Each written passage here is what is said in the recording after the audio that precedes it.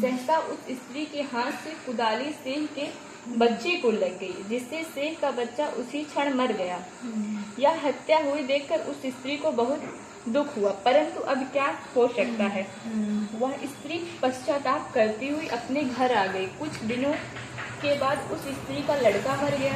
फिर दूसरा और तीसरा, अर्थात 1 वर्ष में उसके 7 लड़के मर गए। इस पर वह स्त्री रात दिन अत्यंत दुखित रहने लगी। एक दिन उसने अपने पड़ोस की स्त्रियों से रो रो कर कहा कि मैंने जानबूझकर कोई पाप नहीं किया। हाँ, एक बार मैं मिट्टी खोदने को खदान में गई थी। जब मिट्टी खोदने में सहसा मेरी कुदाल से एक सेह का बच्चा मर गया था। तभी से 1 वर्ष के भीतर 7 लड़के मर गए। यह सुनकर उन स्त्रियों ने धैर्य देते हुए कहा कि तुमने जो यह बात हम सबको सुनाकर पश्चाताप किया है, इससे तेरा आधा पाप तो नष्ट हो गया। तो अब तुम उसी अष्टमी को भगवती की शरण लेकर सेह और सेह के बच्चों का चित्र बनाकर उनकी पूजा किया करो और क्षमा याचना करो। ईश्वर की कृपा से तुम्हारा समस्त पाप धुल जाएगा और तुम्हें पहले की तरह से ही पुत्रों की प्राप्ति हो जाएगी। उन सब की बात मानकर उस स्त्री ने कार्तिक मास की कृष्ण पक्ष की अष्टमी को व्रत किया तथा हर साल व्रत व पूजन करती रही। फिर उसे ईश्वर की कृपा से 7 पुत्र प्राप्त हुए। तभी से इस व्रत की परंपरा चली आ रही है।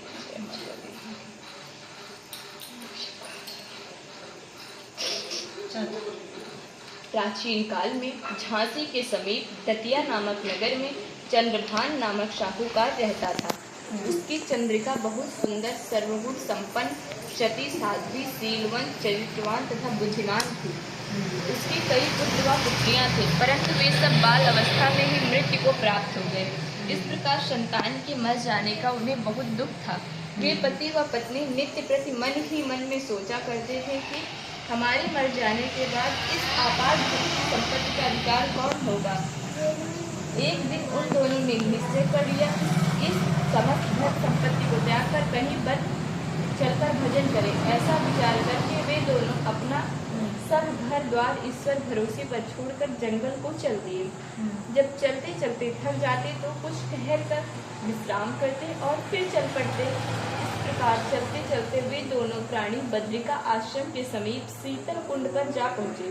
वहां पहुंचकर उन दोनों ने खान पान आदि सब त्याग किया और निराहार अपने प्राणों को त्याग देने का निश्चय कर लिया।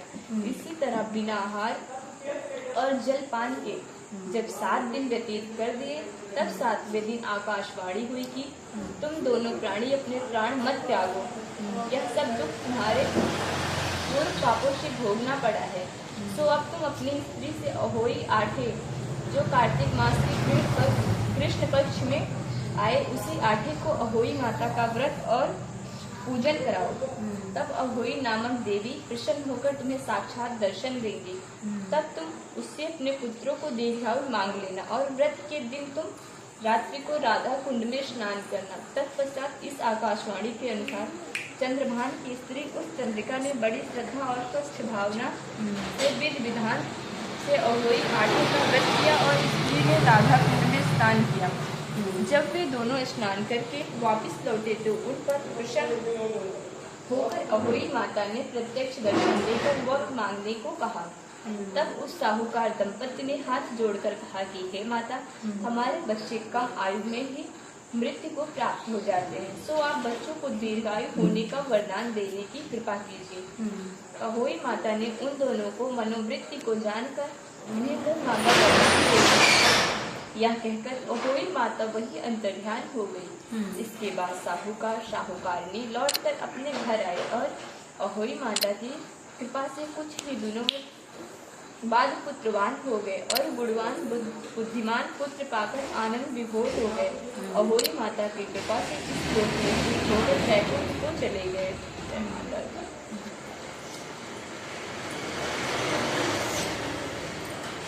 पुराने जमाने में एक साहूकार था, जिनका 7 बेटा और उन 7 बेटों की 7 बहू थी और एक उसकी दीदी की बेटी।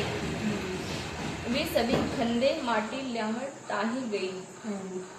माटी खोदने में उन 7 बहुओं का नर्दल जी के हाथों स्याऊ को बच्चों मर गए। माटी खोदने में उन 7 स्याऊ को बच्चों मर गयो। आइयो आप लो बच्चों। ये कौन सी भाषा में लिखा है? हो गया, 4 पूरा हो गया क्या? हाँ, मारवाड़ी कथा है ये तो। तो ज़्यादा दीजिए, 4 हो गया होगा। देखो 4 का हाँ हाँ, चार पूरा हो गया। और पूरा हो गया। 4 पूरा हो गया। तब आरती वाला। कुछ हल्के भाषा में लिखा। हाँ तो पूरा हो गया, तब आरती वाला। 4 कहानियाँ होती हैं।